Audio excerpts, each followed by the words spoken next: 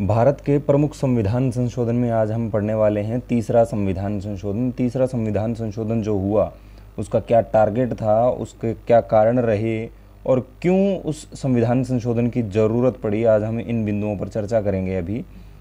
तो चलिए सबसे पहले देखते हैं कि इसकी पृष्ठभूमि क्या रही। 1954 का दौर चल रहा है। 1954 के दौर में प्रधानमंत्री की सीट पर बैठे हैं जवाहरलाल नेहरू और राष्ट्रपति जो हैं वो हैं राजेंद्र प्रसाद। ध्यान रहे, यानी JL नेहरू, जवाहरलाल नेहरू और राजेंद्र प्रसाद। राजेंद्र प्रसाद जो हैं वो राष्ट्रपति की सीट पे बैठे हैं, आगे हम देख लेंगे। पृष्ठभूमि जो है वो ये है कि देश के अंदर खाद्य संकट चल रहा था, कम अनाज उत्पादन होता था, उसकी वजह से खाद्य संकट आएगा। खरीफ की फसल के बाद में जो है अनाज की भयंकर कमी हो जाती थी और कमी होगी तो हमें दूसरे देशों से मदद लेनी पड़ेगी। अमेरिका जैसे देशों से हम मदद लेते थे कि हमें अनाज दीजिए, हमारे पास अनाज के जो कमी है वो बहुत ज़्यादा है, खरीफ की फसल के बाद हमारे पास अनाज नहीं आता है, कम अनाज उत्पादन के कारण हमारे पास खाद्य संकट भी हमारे देश में चल रहा है।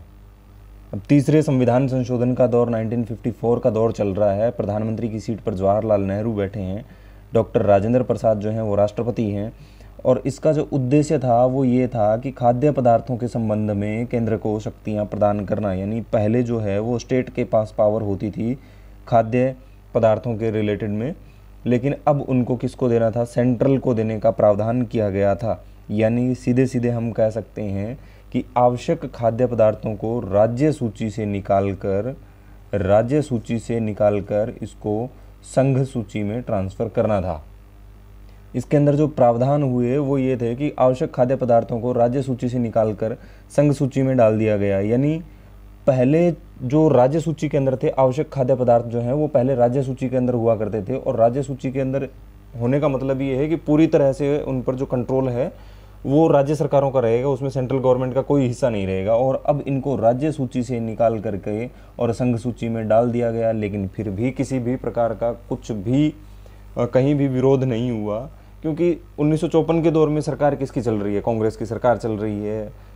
हर एक जगह, कोई एक दो स्टेट को छोड़ करके लगभग इंडिया के अंदर कांग्रेस सरकार चल रही है, तो कौन विरोध करेगा, किसी ने कोई विरोध नहीं किया। यानी जो राज्य सरकार पहले सब कुछ थी वो अब सेंट्रल गवर्नमेंट बन गई, सब कुछ करेगी वो सेंट्रल गवर्नमेंट करेगी।